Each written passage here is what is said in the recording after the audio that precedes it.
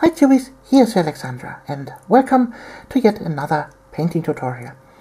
Today we will have a look at a Tyranid warrior. This miniature is part of a painting competition from my local GW store, and well, I will tackle now a little bit different painting scheme than normally for Tyranids. So well, you will see what will come out in the end.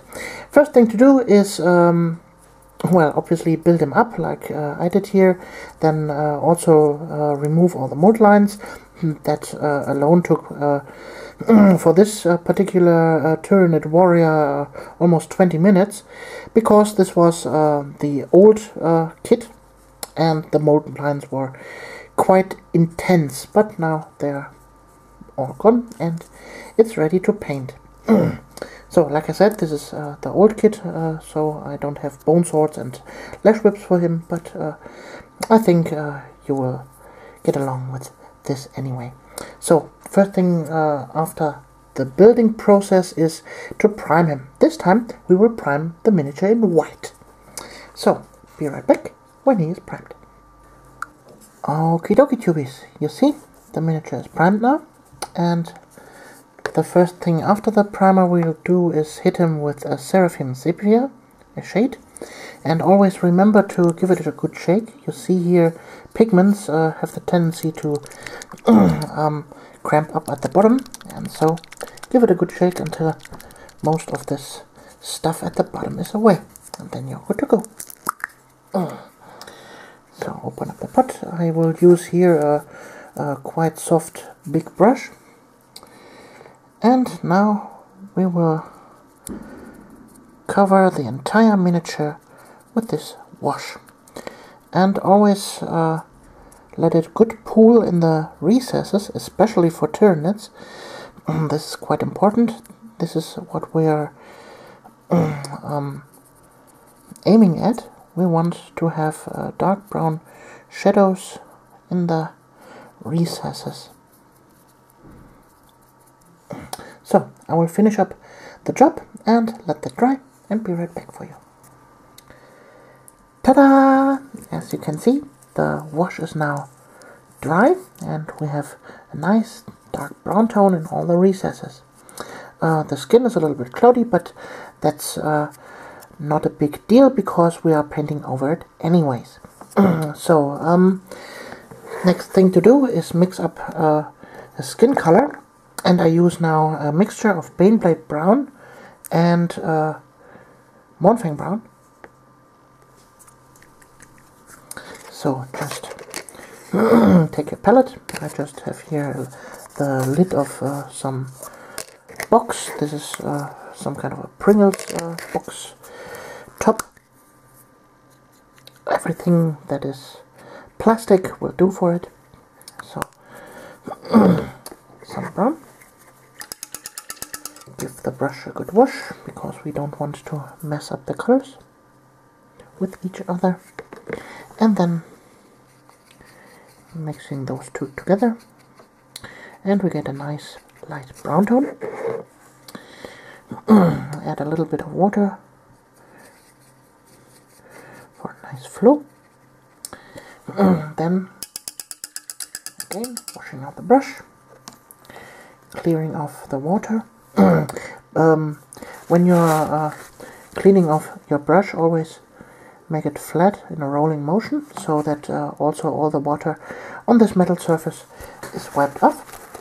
A pretty bad thing that could happen while painting is you're painting, and then water runs down, and bloop, and then your miniature is flooded with paint that you don't want to have happen.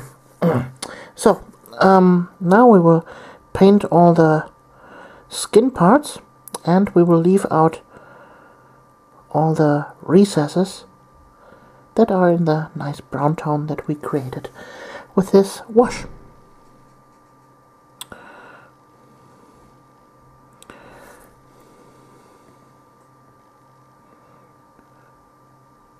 So it doesn't matter when the color is a little bit cloudy, We are going over it several times now in the highlighting processes, so don't worry about that.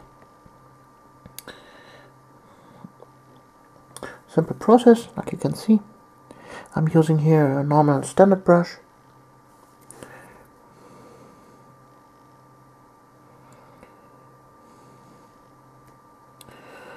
Yeah. I will finish that up really quickly and be right back. Okay, tubies. The skin is now nice and brown, and now we will work in some flesh tone, this time Cadian flesh tone. Give it a good shake and mix it into the rest of this brown you have on the palette.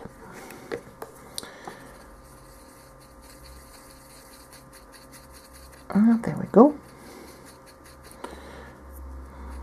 A little bit darker maybe. So if you need to mix in some Mornfang brown again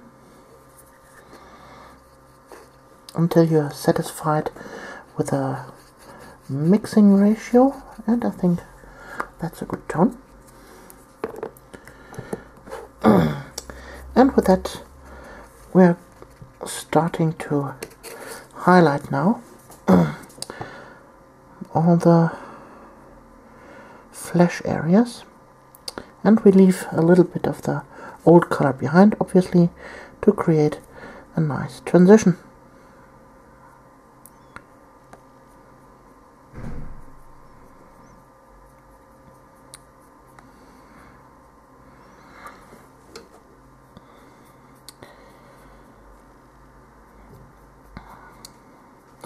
So, in order to keep the painting flow, I like to paint to music in the background. So, because of copyright issues, I will skip now and turn on my music, and we see us when this part is done. Be right back. So, the first layer is done. Obviously, you can't see that very well on camera right now, but when we highlight even more, you will start to see the transition. So, we will add in some more Cadia flesh tone into the mix. Now also a little bit of water.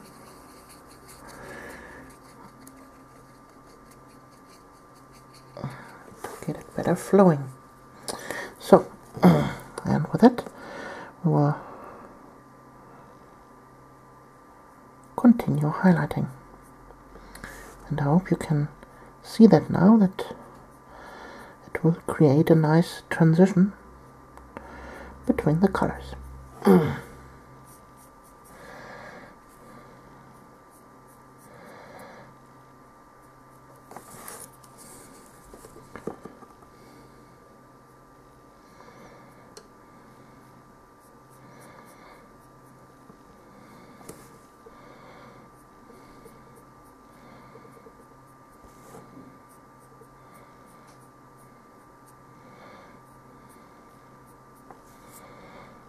Always keep the paint strokes in nearly one direction, so that overall you don't see the paint strokes very well.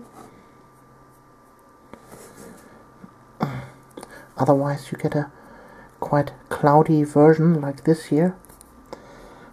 This you don't want. So keep it in one area, always in one direction, and you're good to go.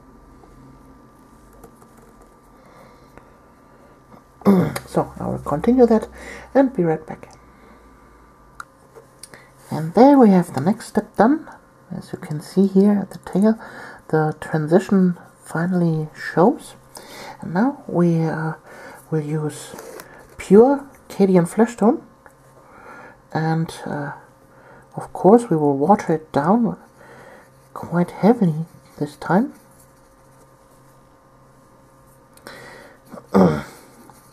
Okay, 2 drops should be enough.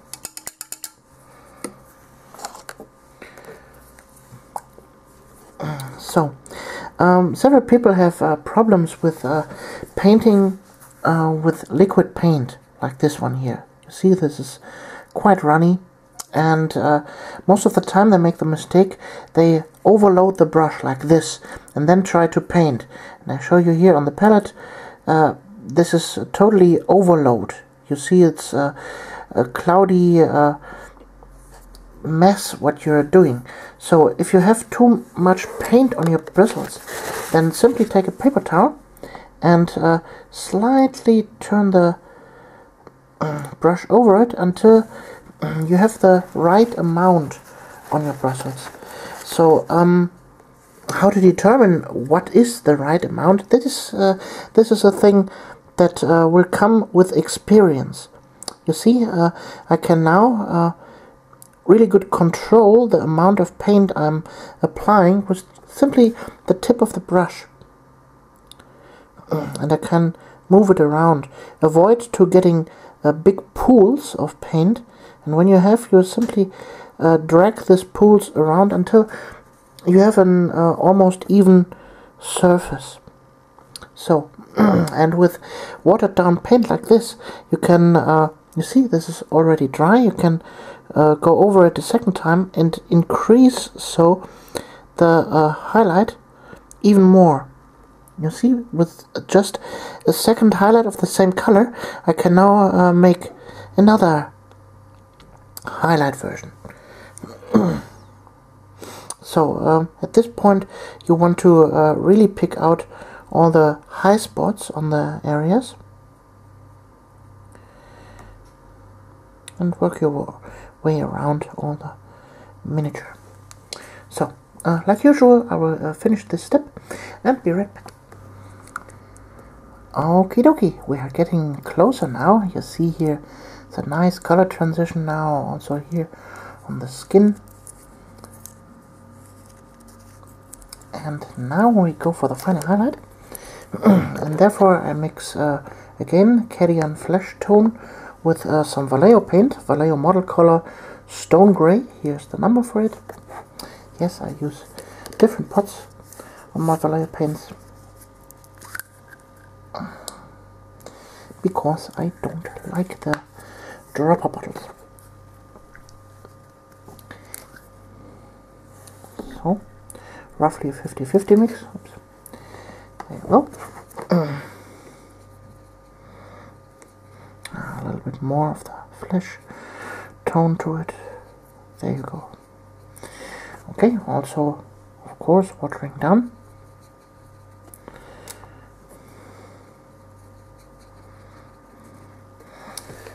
So, and then we continue highlighting. A little bit too much on the brush. There we go. So the good thing about liquid paints is it is very transparent when you have a very thin coat. So with that you can achieve very nice color transitions. And always pull the paint towards the direction where it should be more intense. So that way at the starting point you can have much lighter paint. Like here, for example, I'm now working with even more liquid paint to create a nice transition. Over time and experience, you will get the grip of it. So, and several people are commenting and asking me on Facebook several painting related questions that most of the time can be answered by simply watching some of my videos. So you have to watch over the border of your cup in order to find the right technique for your miniatures.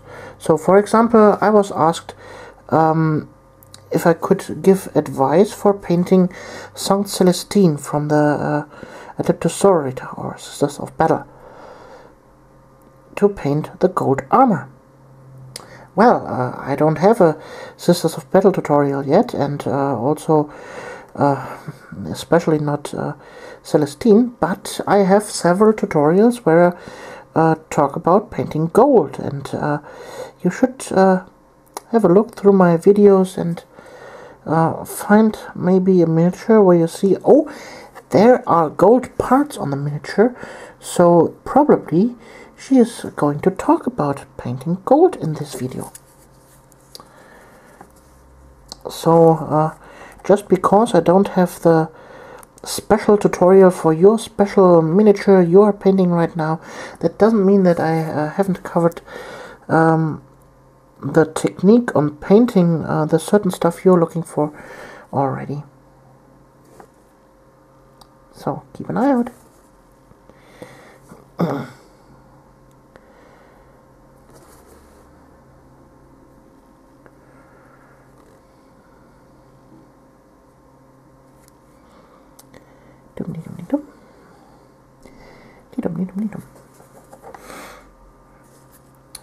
So slowly but sure we are getting to the point where I want to have him with this skin.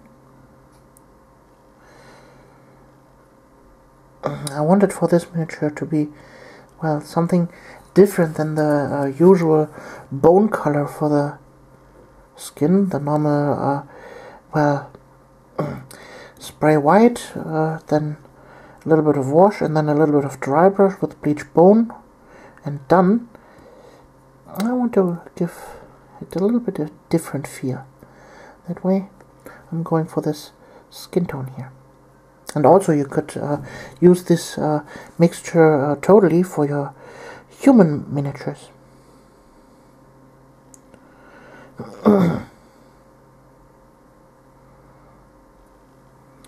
So I'm picking out here the high spots.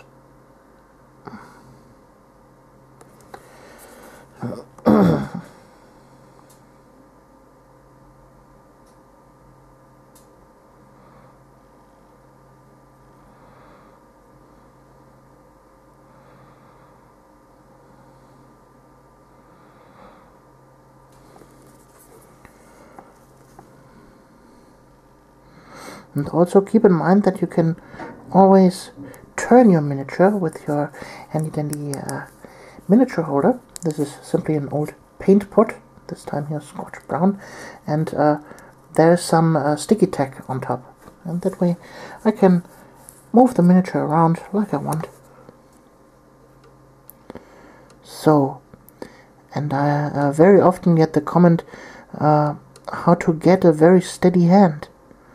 I have answered that already in several of my videos, but here I go once again. So in order to get a steady hand, simply rest your hands on the surface you're painting, and voila, you get a very steady hand. Yes, here it's a little bit shaky, but not as much shaky as when you're holding the miniature floating in mid-air. This is the most terrible thing you can do when painting miniatures. Never let your miniature float. And also here I'm resting the miniature with a holder on the surface area I'm painting on, and so the miniature itself is absolutely steady. So no shaking parts at this stage.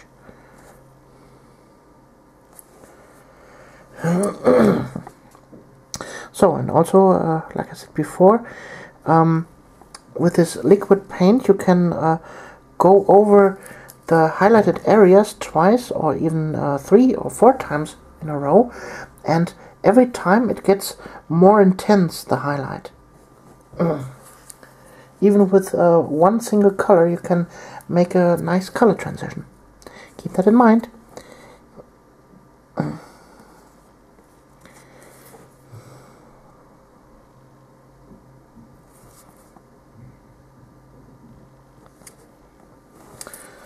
So, and I think we are almost there.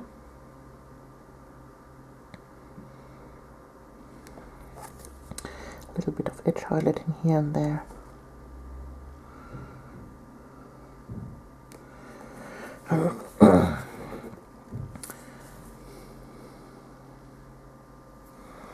So, and I think the skin is good to go, don't you think?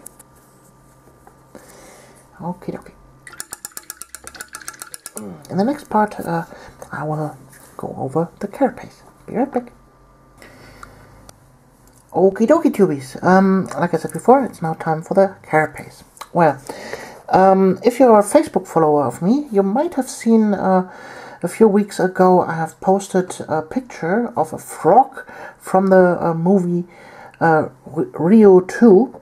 And, well, I said this would be the perfect color scheme for Knits or Emperor's Children. And so I was on the loose to, well, paint Tyranids, and that's also because I'm painting the warrior right now. But I wanted to find first the perfect color for this. I needed a clear magenta for this. And then I got on the loose. So, from GW, you got a nice purple here, Xero's purple, no magenta. Screamer pink, yeah, this is kind of a magenta, but too dark. Then we have pink, but this is obviously also not a magenta. And then I tried to mix both here Screamer Pink and Emperor's Children, and produced myself Screamer's Children. You can see here the different tones. So we have a nice color transition between those two here. But it was not close enough. And so I found finally from Revis Acrylics this here, Rose Red. This is a pure magenta. And this color we will going to use here. But first, of course, we start with dark tone. And so we will mix now Screamer Pink with Xero's Purple to have a nice starting point. So I need a new painting palette. This one looks good. Okay. So some of the purple, and then some from that, and here we go.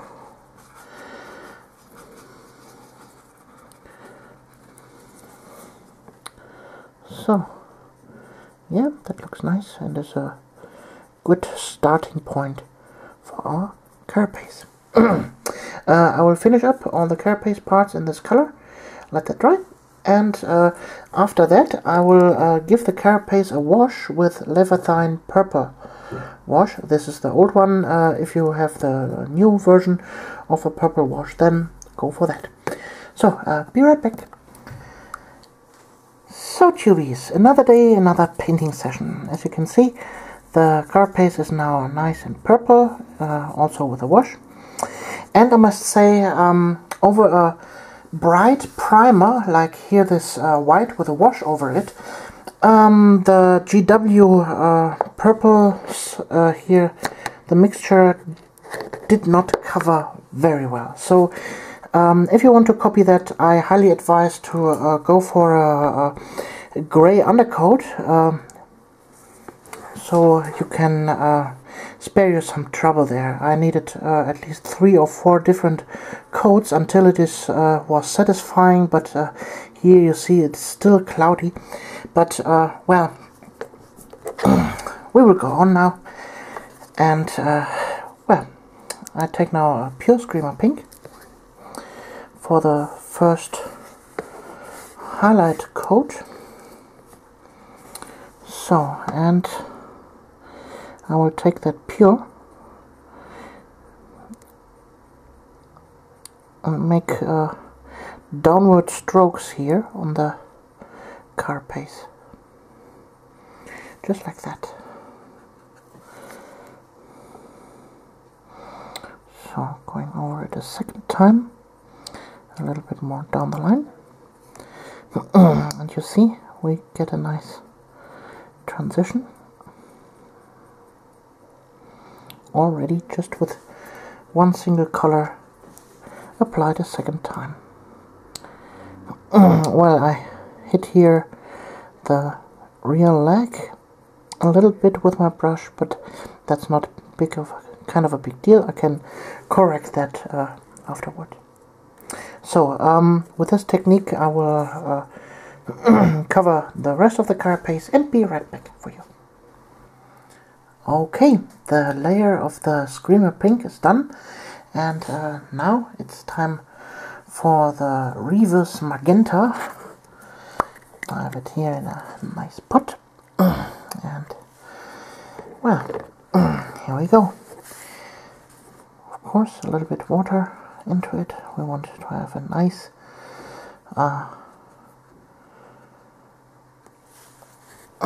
good to work with color, and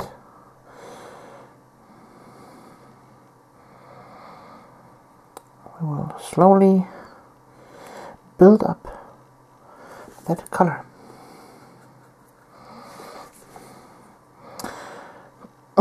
Well, this is actually a color that is supposed to be on worked on paper or other materials with a more soaky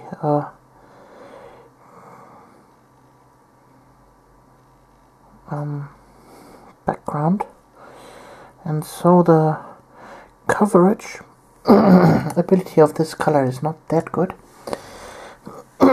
But with enough thin layers we can build up this color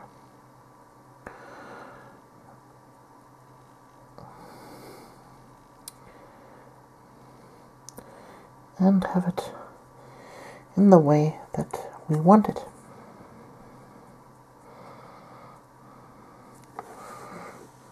So, you see there, nice transition. And step by step, we will create a nice magenta color on this Tyranid warrior.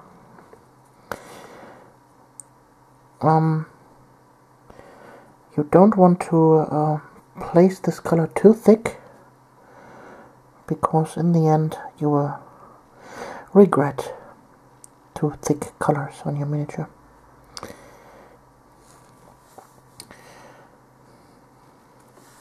Last week I saw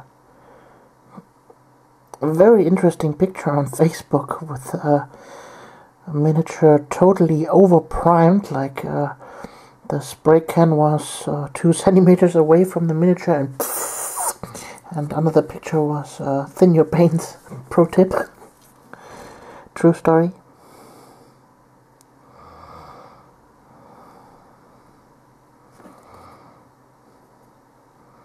So, and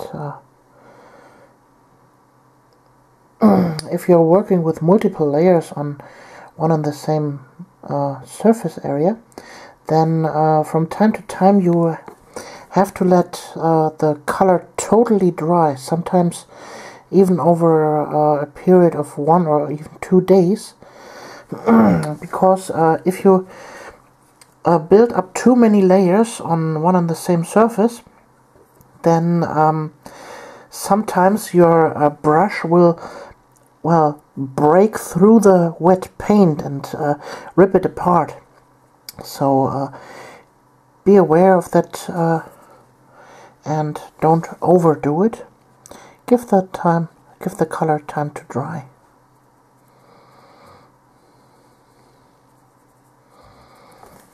So, and slowly but sure, this surface will get the color I intended it to have.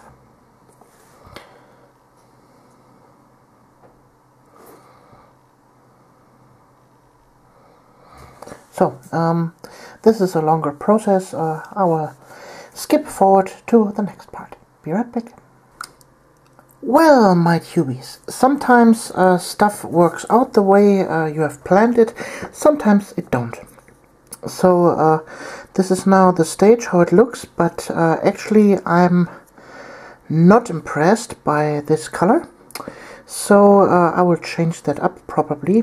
I will stop this tutorial at this point. Well, this is supposed to be like I said, a piece for a painting competition for in my local GW store, and so I will experiment here a little bit more, but well, I hope you like this tutorial anyways until this point, and we see us then in the next video.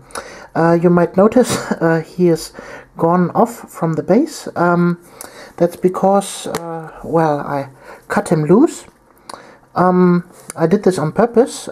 I glued him on with just a tiny little bit of glue, so he is not fixed absolutely permanent on his base, simply because I want to create a little bit more scenic base. Here I have a piece of shield. I will use actual stone, and well, I will quickly glue that in place with my handy dandy glue here from Ravel.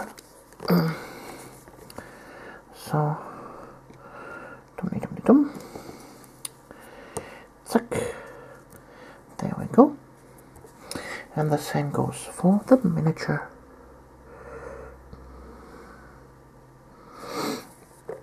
Well, for those of you that follow me on Facebook, you will probably see the finished up miniature then first.